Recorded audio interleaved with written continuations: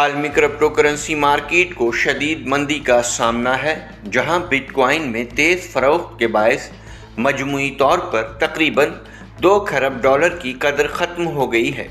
کمزور سرمایہ کاری رجحان اور مالی منڈیوں میں بڑھتی ہوئی بے یقینی نے کرپٹو مارکیٹ کو شدید دباؤ میں مبتلا کر دیا ہے۔ بٹ کوائن کی قیمت کم ہو کر کم و بیش $60,000 تک آ گئی ہے، جو اکتوبر 2024 کے بعد کی کم ترین سطح ہے۔ ماہرین معاشیات یہ بٹ کوائن کی 2022 کے بعد ایک دن میں سب سے بڑی گراوٹ بھی قرار دے رہے ہیں۔ ادھر دیگر بڑی کرپٹو کرنسیاں بھی نمایاں کمی کا شکار ہو گئی ہیں۔